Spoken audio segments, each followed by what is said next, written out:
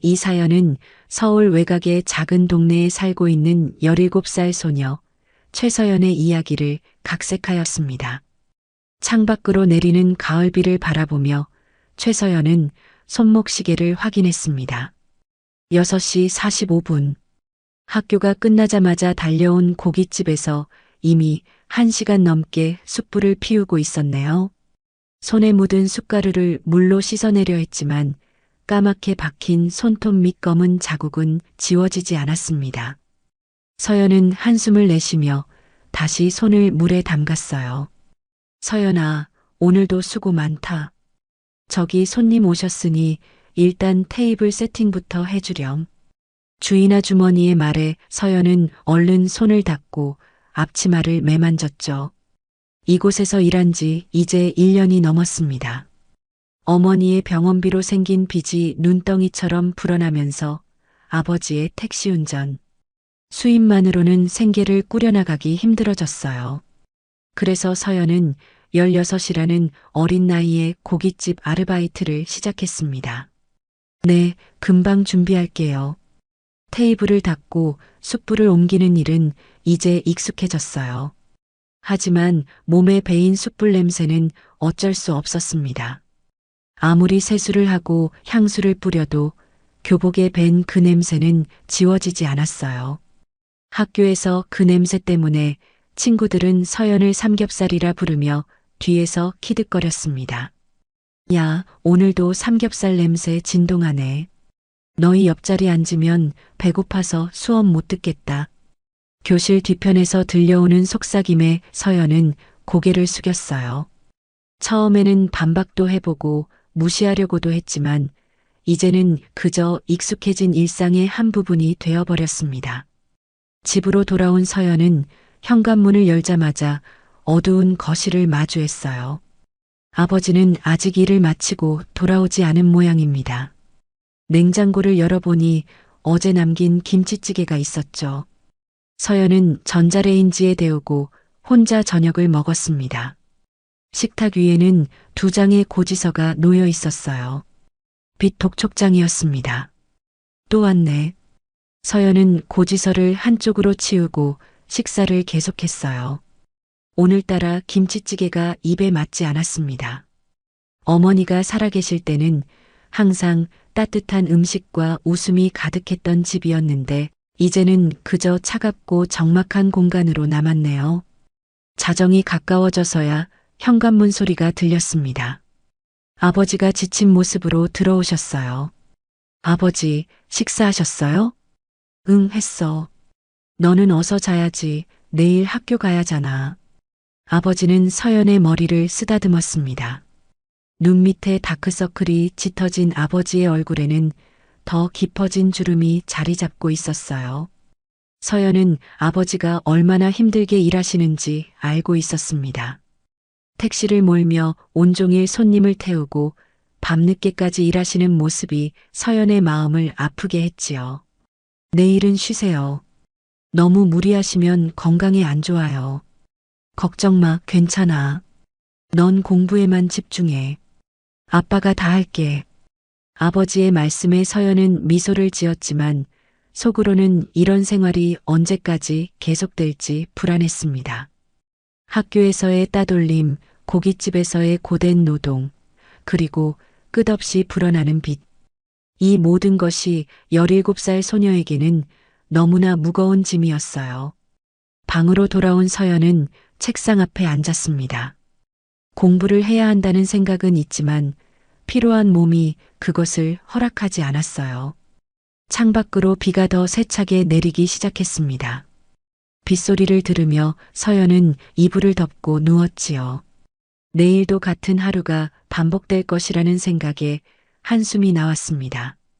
하지만 그래도 서연은 희망을 버리지 않으려 했어요. 언젠가는 이 어려운 시간이 지나갈 거라고, 그날이 오면 아버지와 함께 행복한 날들을 보낼 수 있을 거라고 스스로를 위로했습니다. 꿈속에서 서연은 어머니의 웃는 얼굴을 보았어요. 어머니는 언제나 그랬듯이 따뜻한 미소로 서연을 바라보고 있었습니다. 서연아, 힘내렴. 넌 강한 아이야. 어머니의 목소리가 귓가에 맴돌았지만 곧 알람 소리에 잠에서 깨어났네요. 새로운 하루가 시작되었습니다.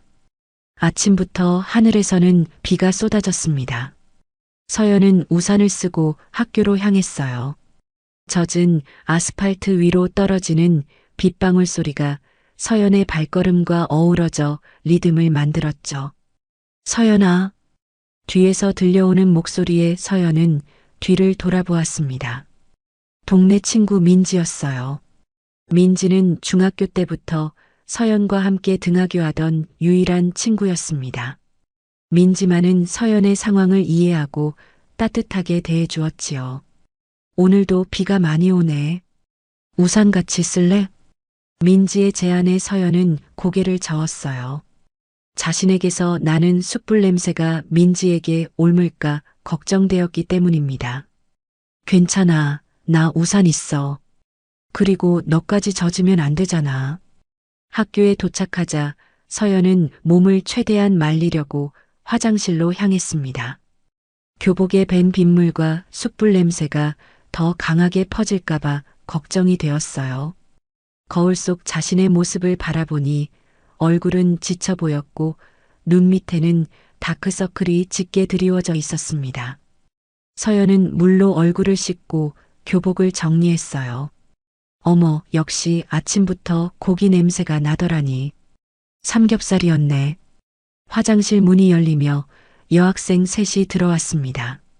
그중 하나인 주연이 서연을 보며 코를 막았어요. 주연은 서연을 가장 심하게 괴롭히는 아이였습니다. 부유한 집안에서 자란 주연은 서연의 상황을 전혀 이해하지 못했죠. 야, 너 때문에 우리 화장실에서도 고기 냄새나. 진짜 냄새 관리 좀 해라. 주연의 말에 다른 두 친구도 키득거리며 서연을 비웃었습니다. 서연은 아무 말 없이 화장실을 빠져나왔어요. 복도를 걸으며 서연은 주먹을 꽉 쥐었습니다. 화가 났지만 반박할 용기가 나지 않았어요. 어차피 아무도 자신의 말을 들어주지 않을 테니까요. 교실에 들어서자 몇몇 아이들이 서연을 보며 수군거렸습니다. 서연은 그런 시선을 무시하고 자리에 앉았어요. 민지가 옆에 와서 앉았습니다. 괜찮아? 얼굴이 안 좋아 보여. 응, 그냥 좀 피곤해서 그래. 수업이 시작되고 시간이 흘렀지만 서연의 머릿속은 복잡했습니다. 집에 쌓인 고지서와 아버지의 지친 모습, 그리고 끊임없는 친구들의 놀림이 머릿속을 맴돌았어요. 창밖으로 비는 더 세차게 내리고 있었습니다. 최서연, 문제 풀어볼래요? 선생님의 목소리에 서연은 깜짝 놀라 고개를 들었습니다. 칠판에는 수학 문제가 적혀 있었어요.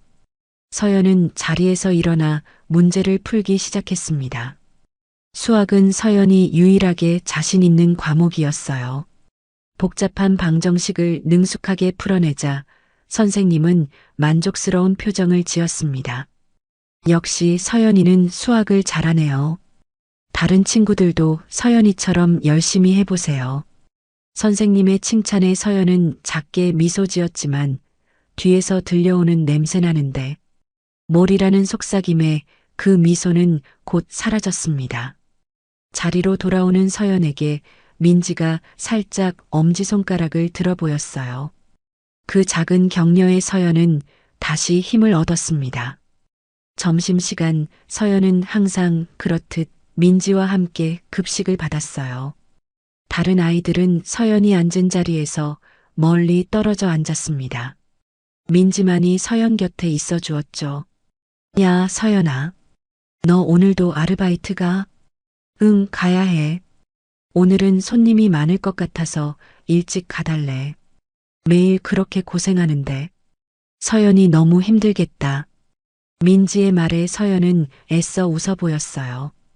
힘들다고 말하면 민지까지 걱정할 것 같아서 괜찮다고 말할 수밖에 없었습니다. 괜찮아. 이젠 익숙해졌어. 그리고 아버지 혼자 벌어서는 생활이 어려우니까. 민지는 서연의 손을 잡고 위로의 눈빛을 보냈습니다. 그런 민지가 있어서 서연은 매일의 고통을 견딜 수 있었어요. 수업이 끝나고 서연은 바로 고깃집으로 향했습니다. 비는 여전히 그치지 않았고 서연의 우산은 강한 바람에 뒤집히기도 했어요. 젖은 채로 고깃집에 도착한 서연은 얼른 옷을 갈아입고 일을 시작했습니다. 서연아, 오늘 좀 바쁠 것 같아. 주방 일부터 도와주겠니? 주인 아주머니의 말에 서연은 고개를 끄덕였어요. 주방에서 설거지를 하고 야채를 손질하고 숯불을 준비하는 동안 서연의 손은 거칠어졌습니다. 그래도 서연은 불평 없이 묵묵히 일했어요. 이 일을 통해 받는 급여가 아버지의 부담을 조금이나마 덜어주는 것이 서연에게는 위안이 되었습니다.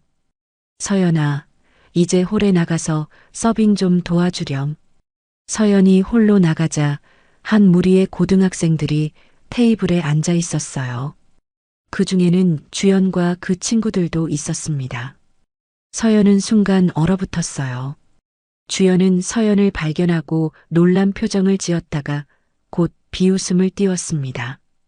어머, 삼겹살이 진짜 삼겹살집에서 일하네? 완전 어울리는데? 주연의 말에 친구들이 키득거리며 웃었어요.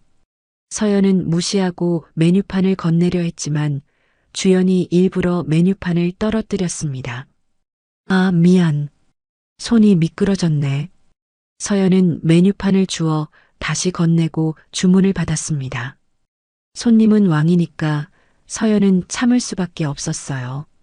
하지만 주연의 괴롭힘은 계속되었습니다. 물을 쏟거나 음식이 맛없다며 투정을 부리거나 일부러 많은 쓰레기를 남기기도 했지요. 서연은 그날 밤 유난히 지친 몸을 이끌고 집으로 돌아왔습니다. 비는 여전히 쏟아지고 있었어요.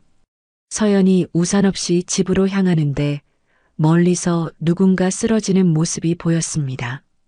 한 할머니가 비를 맞으며 길가에 쓰러져 있었어요.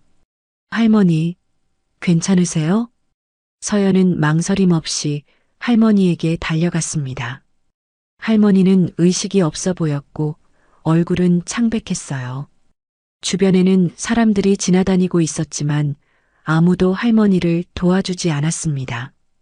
서연은 급히 할머니의 맥박을 확인했어요. 다행히 맥박은 뛰고 있었습니다. 누가 좀 도와주세요. 할머니가 쓰러지셨어요. 서연의 외침에도 사람들은 그저 지나칠 뿐이었어요. 비가 더 세차게 내리기 시작했습니다. 서연은 결심했어요. 홀로 할머니를 병원으로 데려가기로 했습니다. 서연은 자신보다 훨씬 체구가 큰 할머니를 업고 비를 맞으며 병원을 향해 뛰기 시작했습니다. 비에 젖은 도로는 미끄러웠고 서연의 교복은 금세 흠뻑 젖었어요. 하지만 서연은 멈추지 않았습니다. 할머니의 숨소리가 점점 약해지는 것 같았기 때문이죠. 할머니, 조금만 더 버티세요. 곧 병원에 도착할 거예요. 서연의 다리는 점점 무거워졌고 어깨는 할머니의 무게로 아파왔습니다. 그래도 서연은 계속 걸었어요. 폭우 속에서 걷는 서연의 모습을 보고 몇몇 사람들이 이상한 눈으로 쳐다보았지만 아무도 도움을 주지 않았습니다. 우산도 없이 할머니를 업고 가는 소녀의 모습은 마치 한 편의 영화처럼 비현실적으로 보였을 거예요. 드디어 병원이 보였습니다. 서연은 마지막 힘을 모아 병원 응급실로 달려갔어요.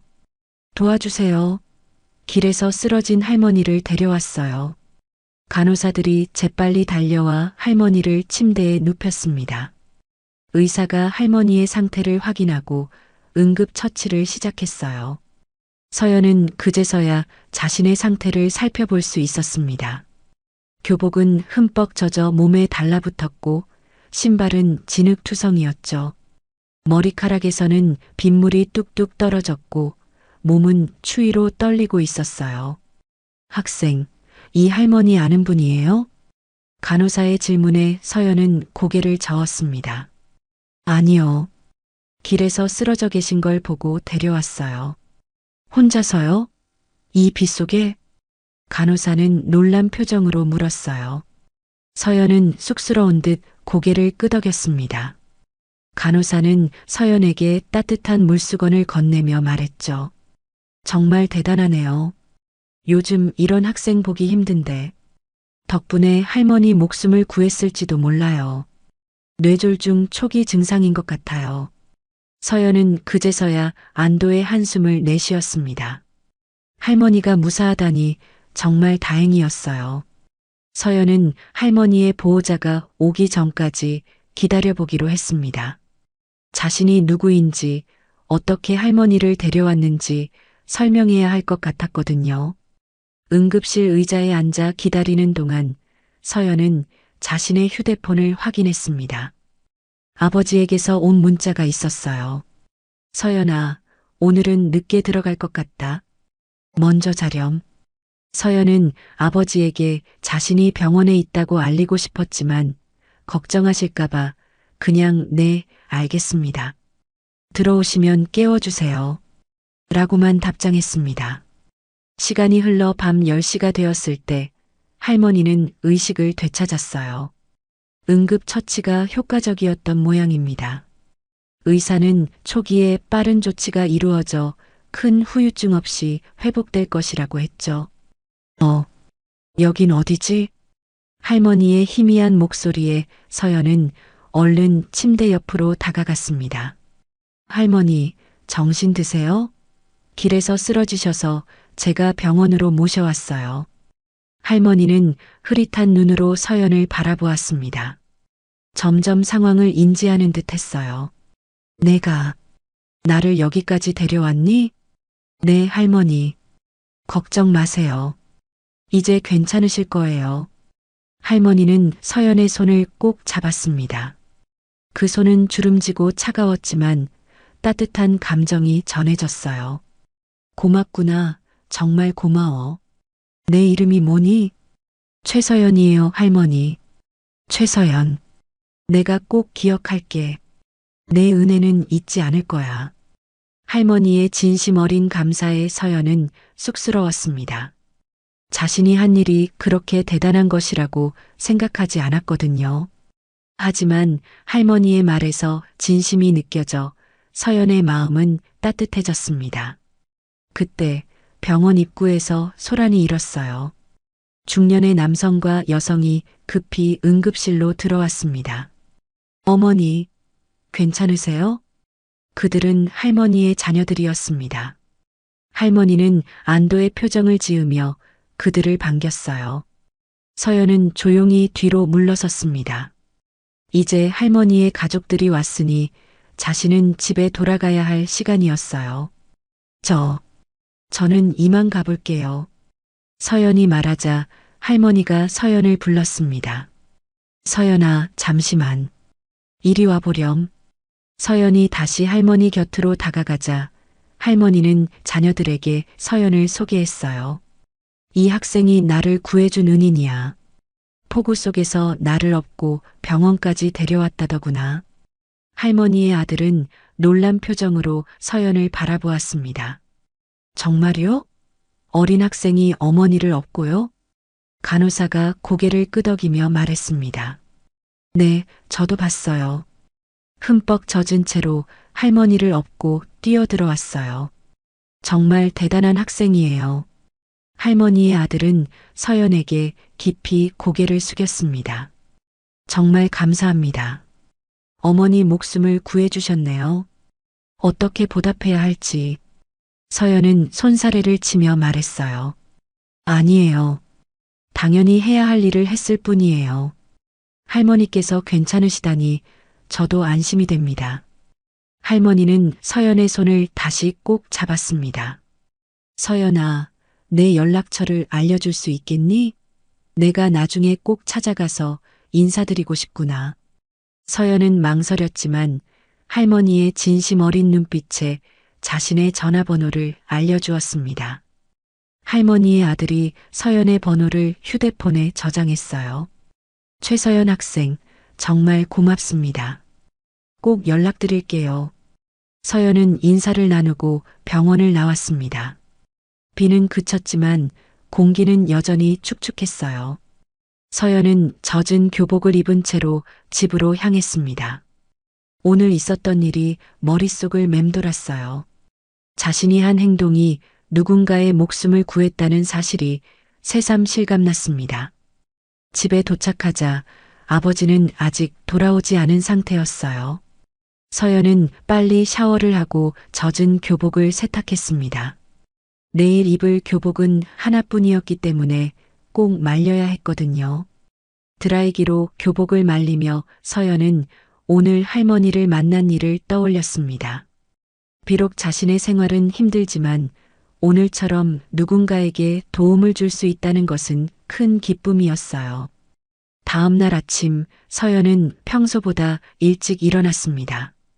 어젯밤에 빨아놓은 교복은 아직 약간 축축했지만 그래도 입을 만했어요.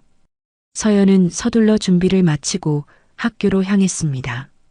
학교에 도착하자마자 민지가 서연에게 달려왔어요. 서연아, 어제 연락도 안 받고 어디 있었어? 걱정했잖아. 서연은 미안한 표정으로 민지에게 어제 있었던 일을 설명했습니다. 할머니를 구한 이야기를 들은 민지는 놀란 표정을 지었어요. 진짜? 너 정말 대단하다. 그 몸으로 할머니를 업고 병원까지 갔다고? 너 슈퍼히어로 아니야? 서연은 쑥스러운 듯 웃었습니다. 뭐야, 그냥 그럴 수밖에 없었어. 쓰러진 할머니를 그냥 두고 갈 수는 없잖아. 민지는 서연의 어깨를 토닥이며 말했어요. 그래도 너 정말 착하다. 내가 내 친구라서 자랑스러워. 민지의 말에 서연의 마음은 따뜻해졌습니다. 이런 친구가 있어서 다행이라는 생각이 들었어요. 수업이 시작되고 서연은 어제의 피로가 몰려와 졸음과 싸우고 있었습니다. 그때 교실 문이 열리고 담임 선생님이 들어왔어요. 자, 조용히 해요. 오늘은 특별한 손님이 오셨어요. 교실 문이 열리고 고급스러운 정장을 입은 중년 남성이 들어왔습니다. 서연은 그 사람을 바로 알아보았어요. 어제 병원에서 만난 할머니의 아들이었습니다.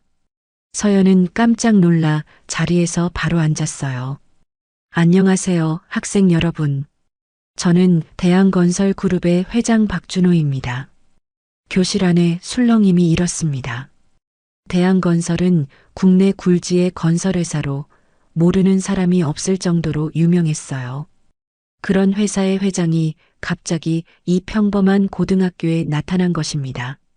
제가 오늘 이렇게 찾아온 이유는 특별한 학생을 만나기 위해서입니다. 어제 저희 어머니께서 길에서 쓰러지셨는데 이 학교의 한 학생이 폭우 속에서 어머니를 업고 병원까지 달려가 목숨을 구해주셨어요. 모든 학생들의 시선이 호기심으로 가득 찼습니다. 누가 그런 일을 했는지 궁금해하는 눈치였어요. 그 학생은 바로 최서연 학생입니다. 모든 시선이 일제히 서연에게 향했어요. 서연은 얼굴이 붉어져 고개를 숙였습니다. 이런 상황을 예상하지 못했기 때문에 당황스러웠어요. 최서연 학생은 어제 힘든 상황에서도 제 어머니를 도와주셨습니다. 의사 선생님 말씀으로는 서연 학생이 아니었다면 어머니께서 큰 후유증을 겪으셨을 거라고 합니다. 진심으로 감사드립니다. 박준호 회장은 서연을 향해 깊이 고개를 숙였습니다. 교실은 완전히 조용해졌어요. 평소 서연을 놀리던 학생들도 놀란 표정이었습니다. 특히 주연은 입을 다물지 못하고 서연을 바라보고 있었어요. 서연 학생, 잠시 복도로 나와주시겠어요? 제가 개인적으로 감사 인사를 드리고 싶습니다. 서연은 떨리는 다리로 자리에서 일어나 복도로 나갔습니다. 교실에서는 수군거림이 더욱 커졌어요. 복도에서 박준호 회장은 서연에게 다시 한번 감사 인사를 전했습니다. 서연 학생, 어제 정말 감사했어요. 어머니께서도 꼭 직접 감사 인사를 드리고 싶다고 하셨어요.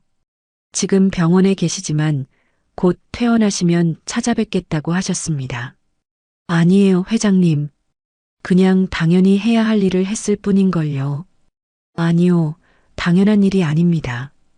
많은 사람들이 지나쳤을 텐데 서연 학생만이 어머니를 도와주셨어요.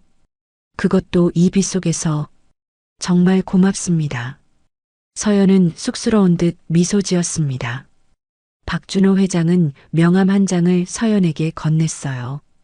이건 제 명함입니다. 혹시 도움이 필요하거나 어려운 일이 있으면 언제든지 연락해 주세요. 제가 도울 수 있는 일이라면 무엇이든 돕겠습니다. 서연은 감사의 인사를 전하고 명함을 받았습니다. 박준호 회장은 다시 교실로 들어가 담임 선생님과 이야기를 나눈 뒤 학교를 떠났어요. 교실로 돌아온 서연은 모든 친구들의 달라진 시선을 느낄 수 있었습니다. 평소 서연을 무시하던 아이들도 이제는 존경의 눈빛으로 바라보았어요. 민지는 서연의 손을 꼭 잡고 미소 지었습니다. 서연아, 너 정말 대단해. 수업이 끝나고 평소 서연을 괴롭히던 주연이 다가왔습니다. 주연의 표정은 복잡해 보였어요. 저기, 서연아, 미안해. 그동안 내가 너한테 너무 심했던 것 같아. 서연은 놀란 표정으로 주연을 바라보았습니다. 주연이 사과하리라고는 전혀 예상하지 못했거든요. 괜찮아. 신경 쓰지 마. 아니야, 정말 미안해. 내가 고깃집에서 일하는 걸 놀렸는데. 사실 넌 정말 대단한 애였던 거야. 나는 그냥 부모님 용돈으로 살면서 남 괴롭히기나 했고, 주연의 눈에는 진심이 담겨 있었습니다. 서연은 조금 어색하게 웃으며 고개를 끄덕였어요. 다 지난 일이야. 이제부터 잘 지내자. 주연은 환하게 웃으며 고개를 끄덕였습니다. 학교가 끝나고 서연은 평소처럼 고깃집으로 향했어요. 하지만 오늘은 마음이 한결 가벼웠습니다. 학교에서의 따돌림이 사라질 것 같다는 기대감 때문이었을까요? 고깃집에 도착하자마자 주인 아주머니가 서연을 반갑게 맞이했습니다. 서연아, 오늘은 일찍 왔네. 고생이 많다, 정말. 아니에요, 아주머니. 저는 괜찮아요. 서연이 일을 시작하려는데 고깃집 앞에 고급 승용차 한 대가 멈췄습니다. 차에서 내린 사람은 다름 아닌 박준호 회장이었어요. 서연은 놀라서 그 자리에 얼어붙었습니다. 회장님? 여기까지 어쩐 일로? 서연 학생, 이곳에서 일하고 있었군요. 제가 알아보니 서연 학생이 이곳에서 아르바이트를 한다고 하더군요. 박준호 회장은 고깃집을 둘러보았습니다. 그리고 주인 아주머니에게 인사했어요. 안녕하세요. 저는 대한건설 회장 박준호입니다. 서연 학생과 잠시 이야기를 나눌 수 있을까요? 주인 아주머니는 놀란 표정으로 고개를 끄덕였습니다. 서연은 박준호 회장과 함께 고깃집 구석의 테이블에 앉았어요. 서연 학생, 실례가 되지 않는다면 물어볼 게 있습니다. 왜 이렇게 어린 나이에 일을 하고 계신가요?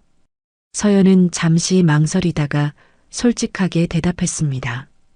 어머니가 돌아가시기 전에 병원비로 많은 빚이 생겼어요.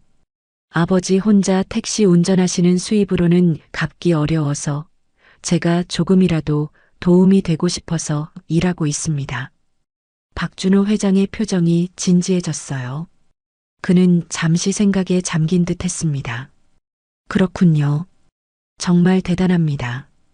그런 상황에서도 어제 제 어머니를 도와주셨다니 더욱 감사드립니다. 대화를 나누는 동안 고깃집 문이 다시 열렸습니다. 몇 명의 남자들이 들어오더니 큰 소리로 주인 아주머니를 불렀어요. 여기가 최병국이라는 사람 딸내미가 일하는 곳 맞지? 주인 아주머니는 당황한 표정으로 고개를 끄덕였습니다. 서연은 그들이 누구인지 바로 알 수 있었어요. 빚쟁이들이었습니다. 아버지에게 돈을 빌려주고 이자를 받아가는 사람들이었죠. 최병국이 이번 달 이자도 못 갚았어. 그래서 딸내미한테라도 얘기해 볼까 해서 왔어.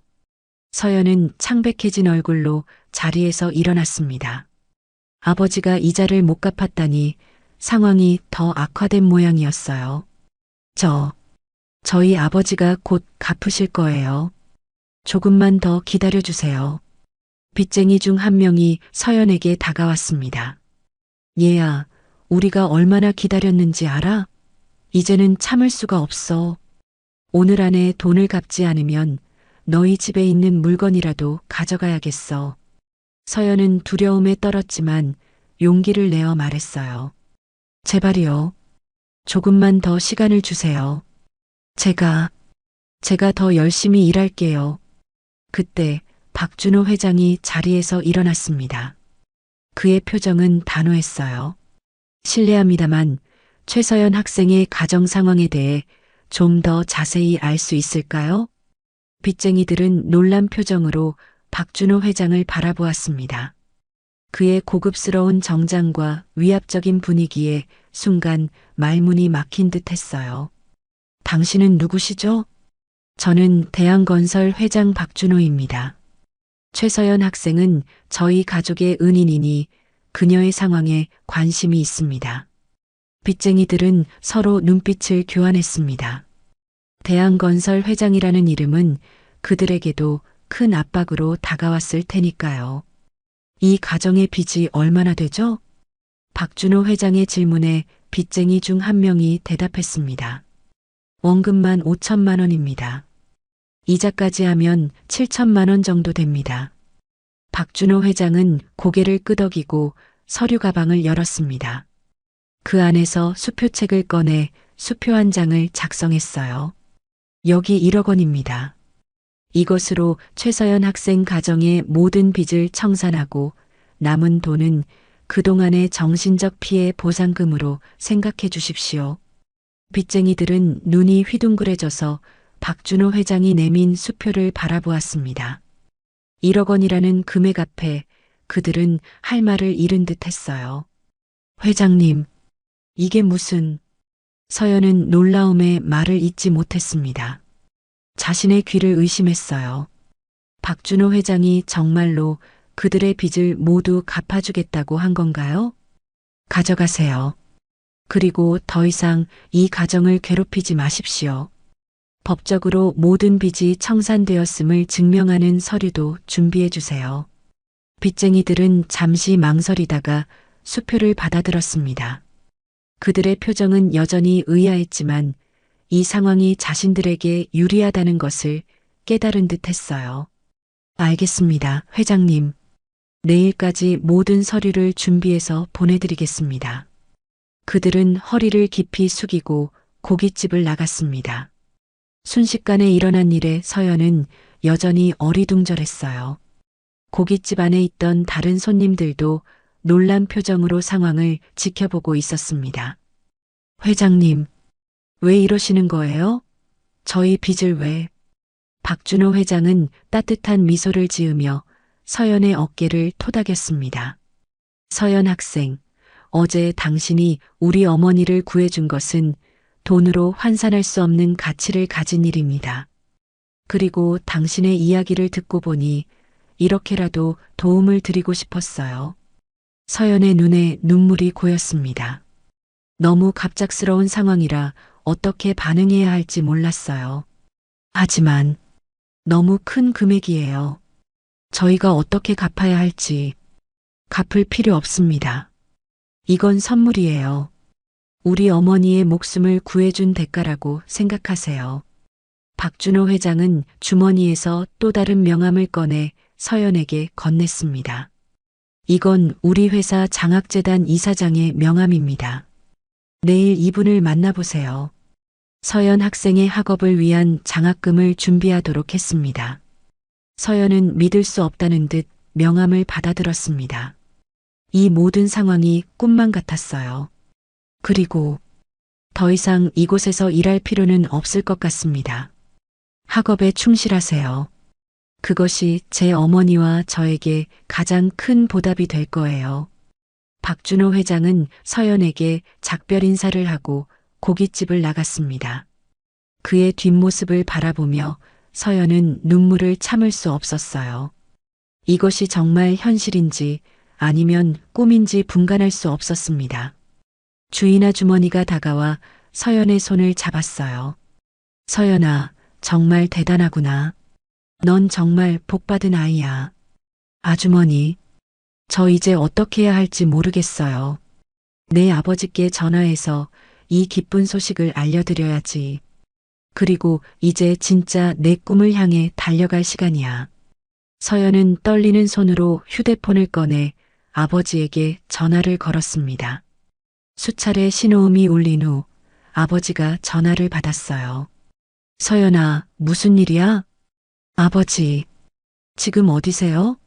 빨리 고깃집으로 와주세요. 정말 중요한 일이 있어요. 서연의 급한 목소리에 아버지는 걱정스러운 목소리로 대답했습니다. 무슨 일이야? 너 괜찮니? 네, 저는 괜찮아요. 그냥 빨리 와주세요. 정말 놀라운 일이 일어났어요. 통화가 끝나고 서연은 주인 아주머니와 함께 아버지를 기다렸습니다. 가슴은 두근거렸고 여전히 이 상황이 믿기지 않았어요. 20분 후 아버지가 숨을 헐떡이며 고깃집으로 들어왔습니다. 서연아, 무슨 일이야? 서연은 아버지에게 달려가 안겼습니다. 그리고 오늘 있었던 일을 처음부터 끝까지 설명했어요. 어제 할머니를 구한 일부터 오늘 학교에 박준호 회장이 찾아온 일, 그리고 방금 전 빚쟁이들이 와서 벌어진 일까지. 아버지는 믿을 수 없다는 표정으로 서연의 이야기를 들었습니다. 그의 눈에도 눈물이 고였어요. 정말이니? 우리 빚이 다 갚아졌다고? 네, 아버지. 박준호 회장님이 우리 빚을 모두 갚아주셨어요. 그리고 제게 장학금도 주신대요. 아버지는 감격에 어쩔 줄 몰라 했습니다. 그는 서연을 꼭 안아주었어요. 서연아, 정말 고맙다. 내가 우리 가족의 구원자구나. 그날 밤 서연과 아버지는 오랜만에 함께 웃으며 저녁을 먹었습니다. 빚에 대한 부담이 사라진 아버지의 얼굴에는 오랜만에 편안한 미소가 번졌어요. 서연도 이제 고깃집에서 일하지 않아도 된다는 생각에 홀가분한 기분이었습니다. 아버지, 이제 우리 정말 괜찮은 거예요? 그래, 서연아. 이제 우리 정말 괜찮아질 거야. 너는 공부에만 집중하렴. 아빠는 택시 일을 계속해서 우리 생활을 꾸려갈게. 서연은 아버지의 손을 꼭 잡았습니다. 이제 정말 새로운 시작을 할 수 있을 것 같았어요. 다음 날 서연은 아침 일찍 일어나 학교 준비를 했습니다. 어제의 일이 꿈이 아니었음을 확인하기 위해 박준호 회장이 준 명함을 다시 한번 확인했어요. 그리고 장학재단 이사장을 만나기 위해 방과 후 시간을 확인했습니다. 학교에 도착하자 분위기가 완전히 달라져 있었어요. 어제까지만 해도 서연을 삼겹살이라 부르며 놀리던 친구들이 이제는 존경의 눈빛으로 바라보았습니다. 주연을 포함한 여러 친구들이 서연에게 다가와 인사를 건넸어요. 서연아, 안녕. 오늘 같이 점심 먹을래? 주연의 제안에 서연은 잠시 당황했지만 미소 지으며 고개를 끄덕였습니다. 민지가 서연의 옆에서 놀란 표정을 지었어요. 와, 서연아. 내가 정말 인기 스타가 됐네. 그러게. 좀 어색하다. 수업 시간 서연은 처음으로 마음 편히 공부에 집중할 수 있었습니다. 더 이상 아르바이트 걱정, 빚 걱정을 하지 않아도 되었으니까요. 선생님의 설명을 들으며 서연은 자신의 꿈에 대해 생각했습니다. 어렸을 때부터 의사가 되고 싶었지만 현실적인 이유로 그 꿈을 접어두었었어요. 하지만 이제는 다시 그 꿈을 꿀 수 있을 것 같았습니다. 점심시간 서연은 처음으로 많은 친구들과 함께 식사를 했습니다. 주연, 민지, 그리고 다른 몇몇 친구들이 서연을 둘러싸고 앉았어요. 그들은 서연에게 어제 있었던 일에 대해 궁금해했습니다. 서연아, 정말 할머니를 업고 병원까지 갔어?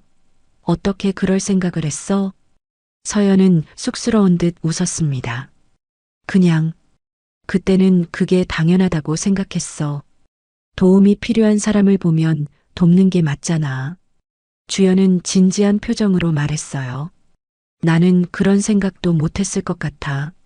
너 정말 대단해, 서연아. 민지가 서연의 어깨를 토닥이며 말했습니다. 그래서 그 회장님이 너희 집 빚을 다 갚아주셨다고? 정말 영화 같은 일이네. 서연은 고개를 끄덕였습니다. 아직도 믿기지 않는 일이었지만 모든 것이 현실이었어요. 응, 그리고 오늘 방과 후에 장학재단 이사장님을 만나러 가기로 했어. 와, 진짜 대박이다. 서연아, 너 정말 행운아야. 방과 후 서연은 박준호 회장이 알려준 주소로 향했습니다. 대한건설그룹의 장학재단은 서울 강남의 고층 빌딩에 위치해 있었어요. 화려한 로비를 지나 엘리베이터를 타고 오르는 동안 서연의 가슴은 두근거렸습니다. 이런 고급스러운 장소는 처음이라 어색하고 긴장됐어요. 안녕하세요. 최서연 학생이시죠? 기다리고 있었어요. 재단 사무실에 들어서자 단정한 차림의 여성 비서가 서연을 반갑게 맞이했습니다. 서연은 긴장한 모습으로 고개를 끄덕였어요. 네, 최서연입니다. 이사장님과 약속이 있어서 왔습니다. 네, 이쪽으로 오세요. 이사장님께서 기다리고 계세요. 비서의 안내를 따라 넓은 회의실로 들어가자 중년의 여성이 미소 지으며 서연을 맞이했습니다. 그녀는 우아하고 품이 있는 모습이었어요. 안녕하세요, 최서연 학생. 저는 대한건설 장학재단 이사장 김미영입니다. 만나서 반갑네요. 서연은 공손히 인사했습니다. 안녕하세요, 이사장님. 저는 최서연입니다. 만나 뵙게 되어 영광입니다. 김미영 이사장은 서연에게 자리를 권했습니다. 테이블 위에는 서류 몇 장이 놓여 있었어요. 서연 학생, 박준호 회장님께서 학생의 이야기를 전해 들었어요. 정말 대단한 일을 하셨더군요. 서연은 쑥스러운 듯 고개를 숙였습니다. 아니에요. 그냥 제가 해야 할 일을 했을 뿐입니다. 그 해야 할 일을 실천하는 사람이 많지 않다는 걸 알아야 해요. 서연 학생의 선행은 정말 특별합니다.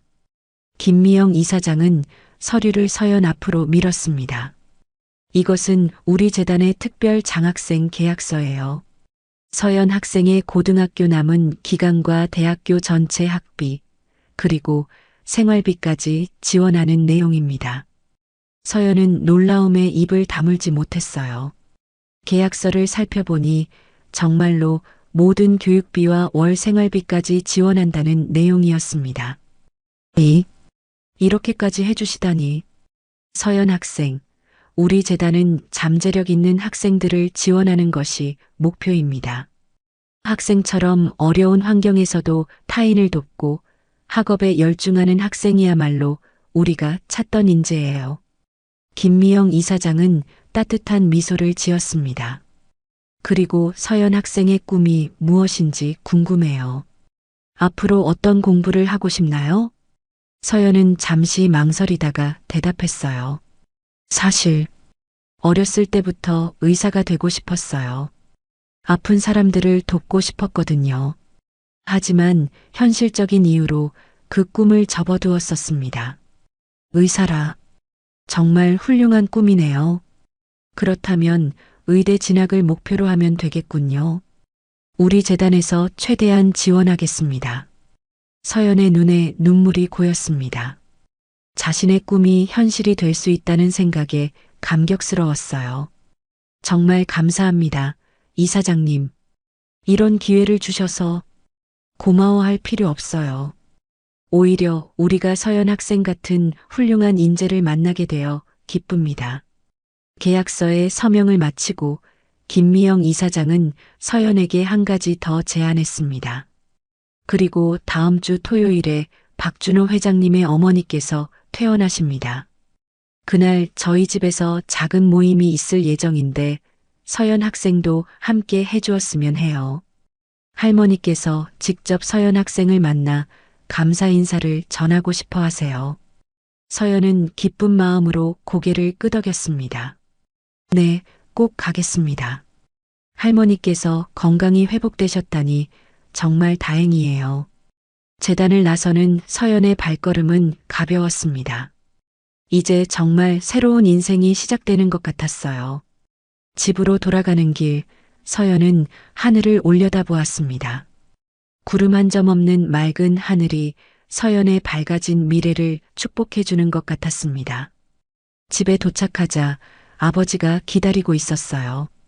그의 얼굴에는 오랜만에 편안한 미소가 떠올라 있었습니다. 서연아, 어땠어? 재단에서는? 서연은 기쁜 마음으로 아버지에게 모든 이야기를 들려주었습니다. 장학금 계약 내용, 의대 진학 계획, 그리고 다음 주 모임에 대한 이야기까지. 아버지, 이제 정말 의사가 될 수 있을 것 같아요. 아버지는 감격에 겨워 서연을 안아주었습니다. 정말 자랑스럽다, 우리 딸. 내 어머니도 하늘에서 정말 기뻐하실 거야. 서연은 아버지의 품 안에서 행복을 느꼈습니다. 오랜 시간 동안 느끼지 못했던 따뜻함이었어요. 다음 날부터 학교에서의 생활도 완전히 달라졌습니다. 더 이상 삼겹살이라는 별명으로 불리지 않았고 친구들은 서연을 존중하며 대했어요. 특히 주연은 서연에게 진심으로 다가왔습니다. 서연아, 나 사실 너한테 할 말이 있어. 점심시간 주연이 서연을 따로 불렀어요. 응, 무슨 일이야? 사실 내가 그동안 너한테 너무 못되게 굴었잖아. 정말 미안해. 너의 상황도 모른 채 그냥 겉모습만 보고 판단했어. 주연의 눈에는 진심이 담겨 있었습니다. 서연은 따뜻한 미소를 지었어요. 괜찮아, 주연아. 이제 그런 일은 다 지난 일이야. 아니야, 정말 사과하고 싶어. 그리고 우리 진짜 친구가 될 수 있을까?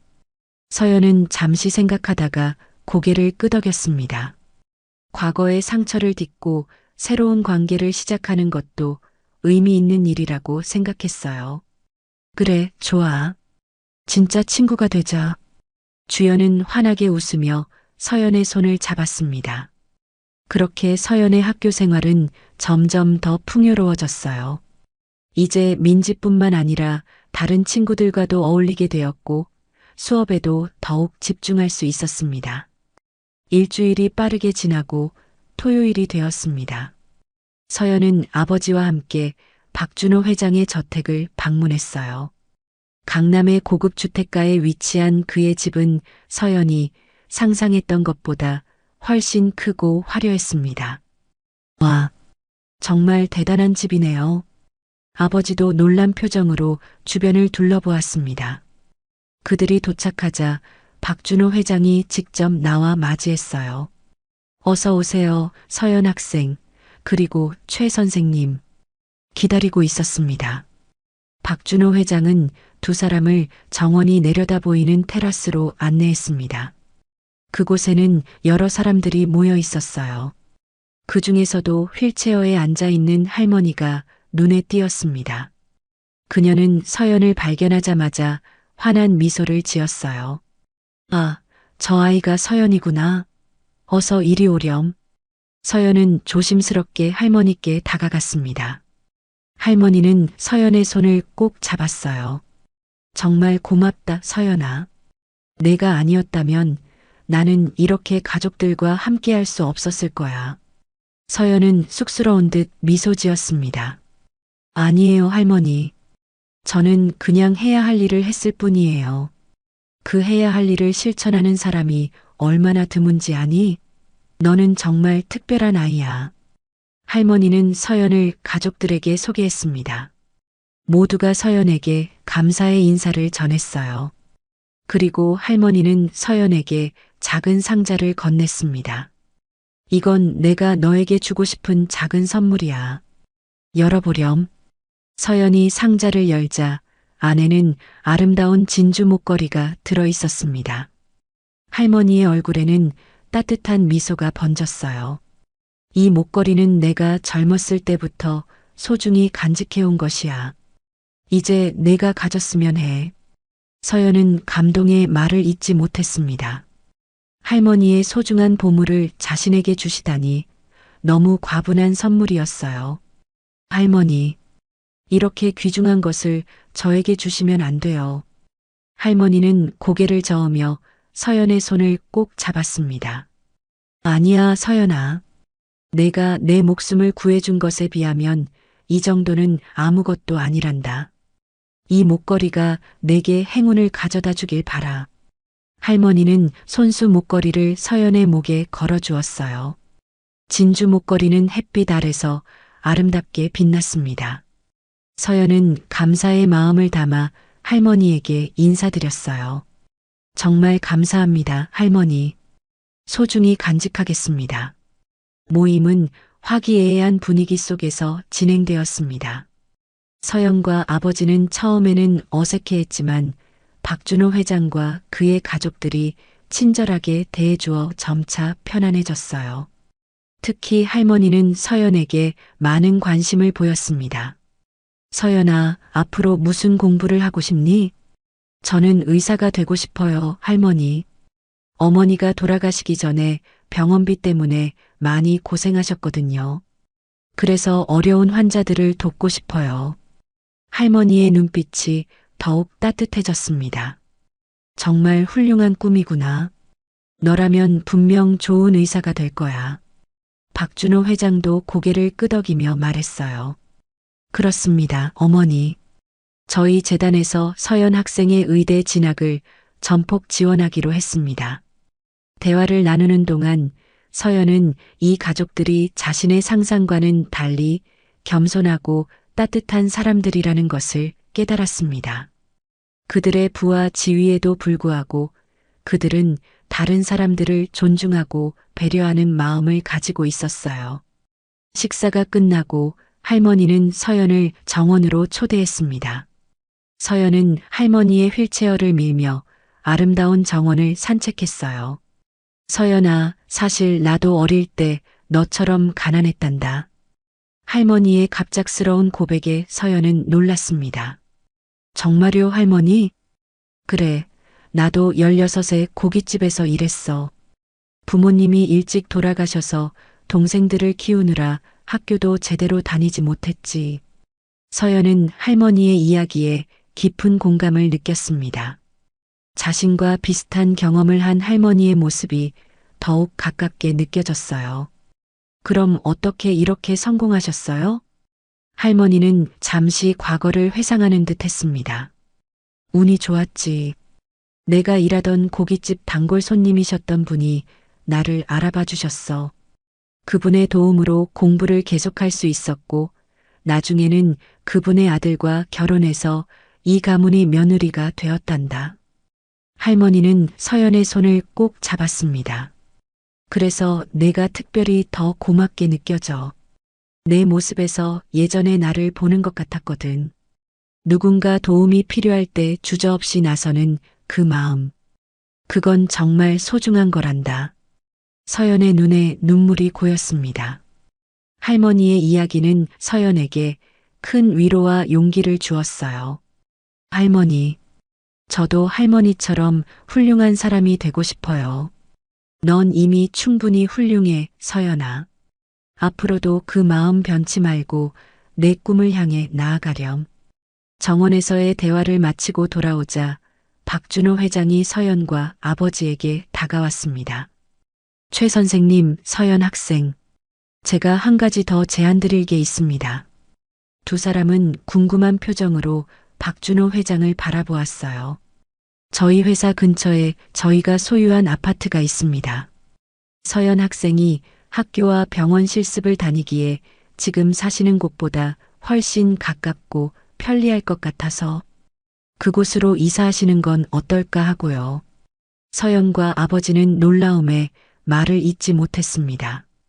이미 받은 것만으로도 너무 과분한데 또 이런 제안을 하시다니요. 회장님, 저희가 이미 너무 많은 것을 받았는데 그건 정말 부담스러울 것 같습니다.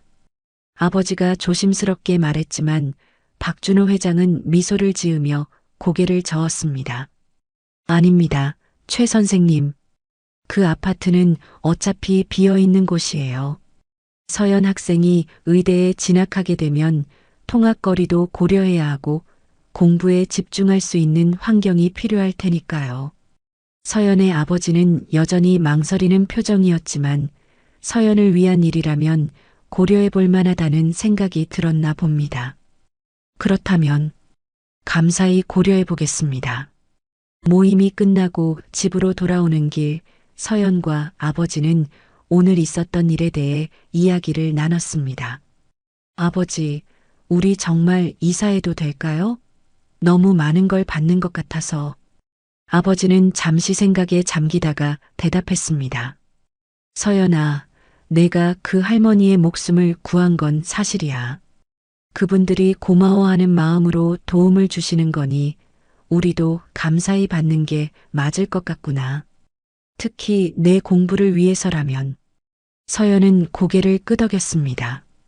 어쩌면 이런 변화가 자신의 꿈을 이루는데 큰 도움이 될 수도 있겠다는 생각이 들었어요. 그로부터 일주일 후 서연의 가족은 강남의 아파트로 이사했습니다.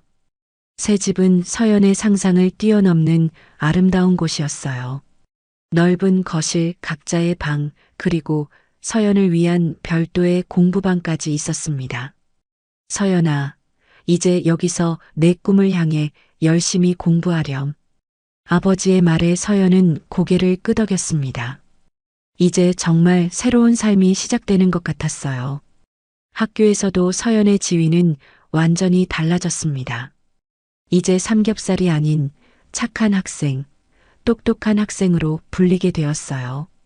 예전에 서연을 괴롭히던 아이들도 이제는 서연과 친구가 되고 싶어 했습니다. 특히 주연은 서연에게 진심으로 다가왔어요. 어느 날 점심시간 주연이 서연에게 조심스럽게 말을 걸었습니다. 서연아, 나 수학 좀 가르쳐 줄 수 있어? 내가 수학을 정말 잘한다고 들었거든. 서연은 미소를 지으며 고개를 끄덕였습니다. 그래, 좋아. 방과 후에 도서관에서 만날까? 그렇게 서연과 주연은 함께 공부하기 시작했어요. 처음에는 어색했지만 시간이 지날수록 둘은 진정한 친구가 되어갔습니다. 주연도 서연의 도움으로 수학 성적이 많이 향상되었어요. 서연아, 정말 고마워. 내 덕분에 이번 시험에서 많이 올랐어. 주연은 환하게 웃으며 시험지를 보여주었습니다. 예전에는 50점대였던 수학 점수가 이제는 80점대로 올라가 있었어요. 잘했다, 주연아. 내가 열심히 했으니까 당연한 결과야. 서연의 칭찬에 주연은 쑥스러운 듯 웃었습니다. 그리고 조심스럽게 질문했어요. 서연아, 너 의사가 되고 싶다면서? 진짜 멋있다. 나는 아직 꿈이 없어. 괜찮아, 주연아. 꿈은 천천히 찾아도 돼. 중요한 건 내가 정말 하고 싶은 일을 찾는 거야. 서연의 말에 주연은 고개를 끄덕였습니다. 그리고 진지한 표정으로 말했어요. 서연아, 사실 나 그동안 너한테 너무 미안해. 내가 고깃집에서 일한다고 놀리고 정말 이기적이었어. 이제 그런 일은 다 지난 일이야, 주연아. 우리 이제 새로 시작하자. 서연의 너그러운 말에 주연의 눈에 눈물이 고였습니다. 그녀는 서연을 꼭 안아주었어요. 고마워, 서연아. 앞으로 진짜 좋은 친구가 될게. 이렇게 서연의 학교 생활은 날이 갈수록 풍요로워졌습니다. 이제 많은 친구들과 어울리게 되었고 선생님들도 서연의 학업 능력을 인정해 주었어요. 특히 수학 선생님은 서연이 의대 진학을 준비할 수 있도록 특별히 지도해 주기도 했습니다. 서연이, 너는 정말 재능이 있어. 열심히 하면 꼭 좋은 의대에 갈 수 있을 거야. 선생님의 격려에 서연은 더욱 열심히 공부했습니다. 이제 아르바이트를 하지 않아도 되니 그 시간을 모두 공부에 쏟을 수 있었어요. 밤늦게까지 책상에 앉아 공부하는 날들이 많아졌지만 서연은 행복했습니다. 드디어 자신의 꿈을 향해 달려갈 수 있게 되었으니까요. 1년이 흘렀습니다. 서연의 생활은 완전히 달라져 있었어요. 고급 아파트에서 아버지와 함께 살며 학업에 집중할 수 있는 환경이 마련되었습니다. 아버지도 더 이상 밤늦게까지 택시를 몰지 않았어요. 박준호 회장의 주선으로 대한건설의 계열사에서 안정적인 일자리를 얻게 되었기 때문입니다. 서연은 의대 진학을 위해 열심히 공부했어요. 밤늦게까지 책상에 앉아 공부하는 날이 많았지만 이전과는 달리 피곤함보다는 희망찬 기대감이 가득했습니다. 자신의 꿈을 향해 한 걸음씩 나아가고 있다는 확신이 들었거든요. 서연아, 너무 무리하지 마. 밥은 먹었니? 아버지가 서연의 방문을 두드렸습니다. 서연은 공부에서 잠시 고개를 들고 미소 지었어요. 네, 아버지. 아까 먹었어요. 조금만 더 공부하고 쉴게요. 그래, 하지만 건강도 중요하니까 너무 무리하지 말고. 아버지의 따뜻한 배려에 서연은 감사한 마음이 들었습니다. 예전에는 빚 걱정, 생활고 걱정으로 늘 지쳐있던 아버지가 이제는 편안한 미소를 되찾았어요. 그 모습을 보는 것만으로도 서연은 행복했습니다. 시간이 흐르면서 서연과 박준호 회장의 가족과의 관계도 더욱 깊어졌어요. 특히 할머니는 서연을 친손녀처럼 아꼈습니다. 매달 한 번씩 할머니 댁에 초대되어 함께 식사를 하고 때로는 할머니의 인생 이야기를 들으며 많은 것을 배웠어요. 서연아, 어려운 시절을 견뎌낸 사람만이 진정한 행복이 무엇인지 알 수 있단다. 내가 지금까지 겪은 고난은 앞으로 내가 다른 사람들을 이해하고 돕는데 큰 힘이 될 거야. 할머니의 지혜로운 말씀은 서연에게 큰 깨달음을 주었습니다. 과거에 어려웠던 시간들이 결코 헛되지 않았다는 생각이 들었어요. 서연의 고등학교 졸업식 날 박준호 회장의 가족들도 모두 참석했습니다. 할머니는 서연이 졸업장을 받는 모습을 보며 눈물을 글썽였어요. 우리 서연이가 벌써 이렇게 컸구나. 정말 자랑스럽다. 서연은 할머니에게 달려가 안겼습니다. 할머니의 품은 마치 어머니의 품처럼 따뜻하고 포근했어요. 할머니, 제가 여기까지 올 수 있었던 건 모두 할머니와 회장님 덕분이에요. 할머니는 고개를 저으며 서연의 머리를 쓰다듬었습니다. 아니란다, 서연아. 내가 여기까지 올 수 있었던 건 내 자신의 노력 덕분이야. 우리는 그저 조금 도움을 줬을 뿐이지. 박준호 회장도 서연에게 축하의 말을 전했습니다. 서연 학생, 졸업을 진심으로 축하합니다. 앞으로 의대에서도 지금처럼 열심히 공부해서 훌륭한 의사가 되길 바랍니다.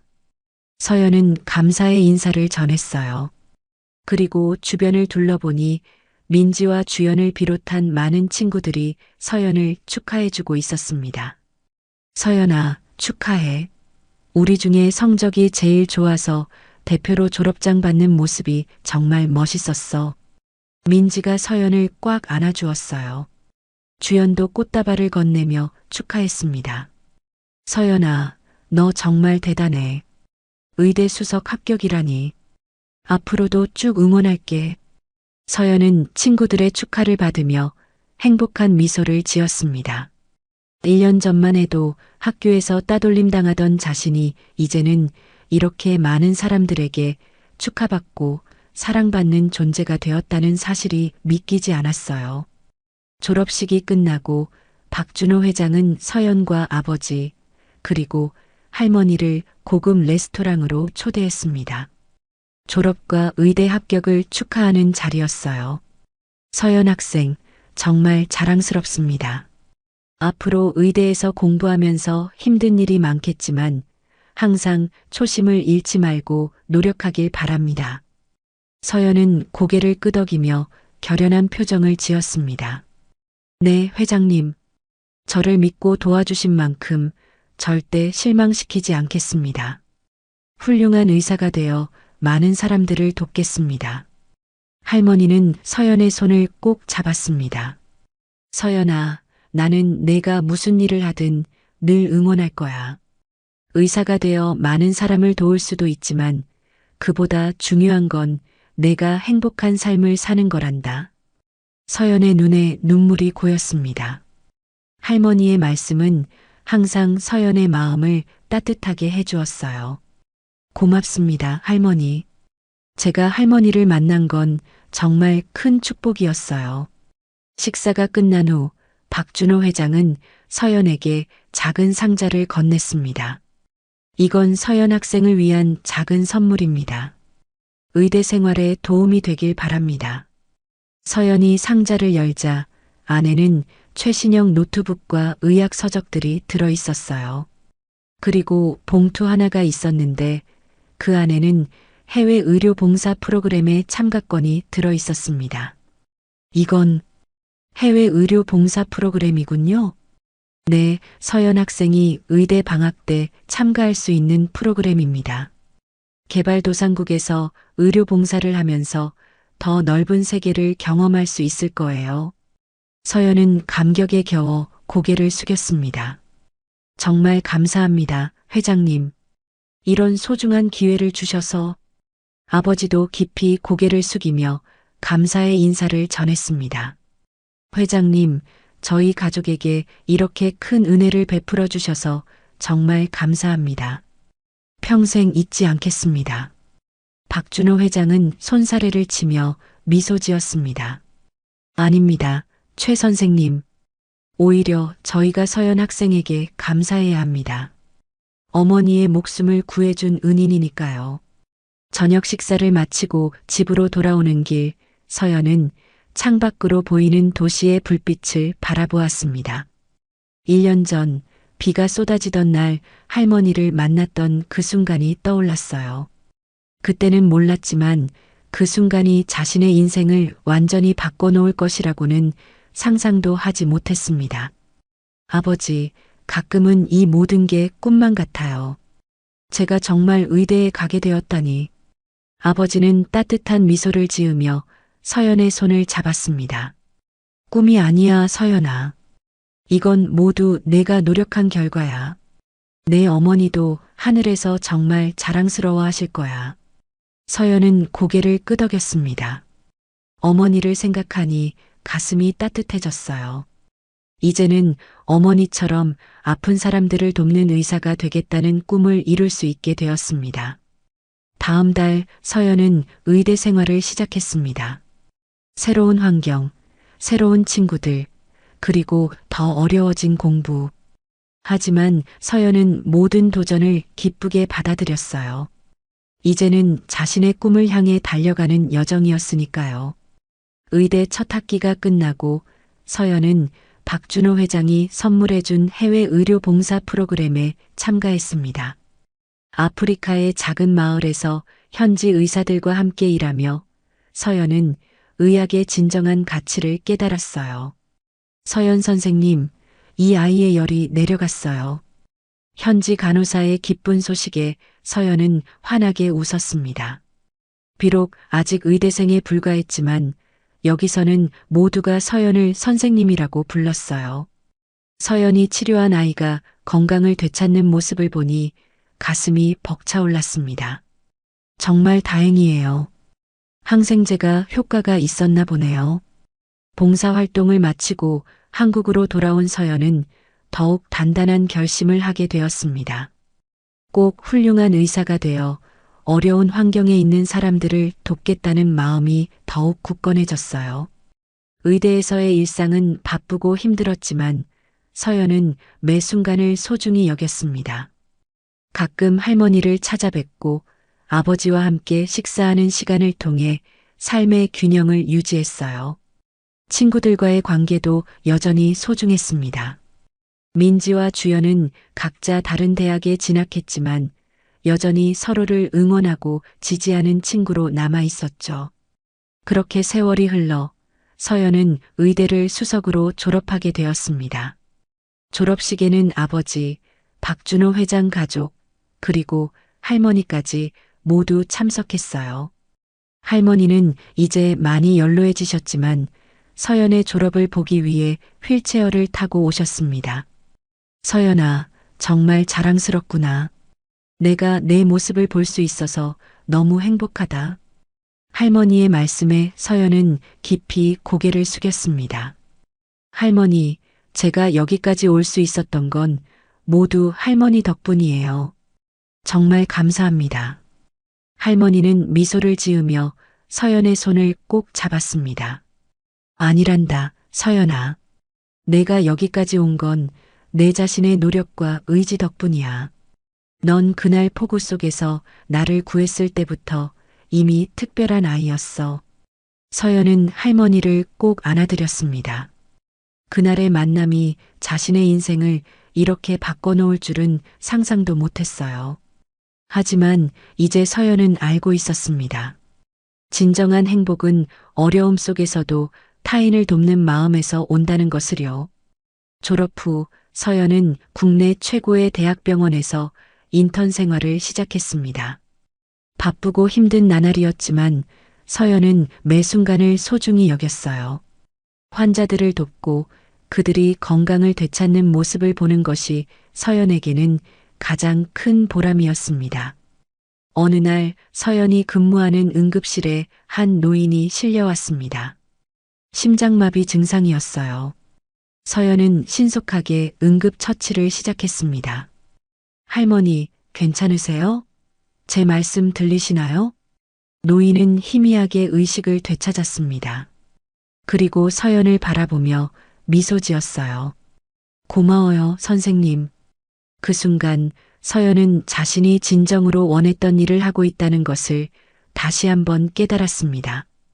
누군가의 생명을 구하고 그들에게 희망을 주는 일. 그것이 바로 서연이 꿈꿔왔던 삶이었어요.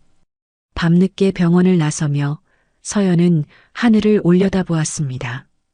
별이 빛나는 밤하늘 아래 서연은 감사의 기도를 드렸어요. 어머니에게, 자신을 도와준 모든 이들에게, 그리고 그날 비 오는 거리에서 만난 할머니에게, 앞으로도 제가 받은 사랑을 다른 이들에게 나눠줄 수 있게 해주세요. 서연의 소망은 이제 현실이 되어가고 있었습니다. 그녀는 자신의 과거를 잊지 않고 그 경험을 통해 더 많은 사람들을 이해하고 돕는 의사로 성장해 나갔어요. 한때 삼겹살이라 불리며 따돌림 당하던 소녀는 이제 많은 이들에게 희망과 치유를 전하는 존재가 되었습니다. 그리고 서연은 알고 있었습니다. 진정한 행복은 자신이 가진 것을 나누는 데에서 온다는 것을요. 그녀의 새로운 인생은 이제 막 시작되었습니다.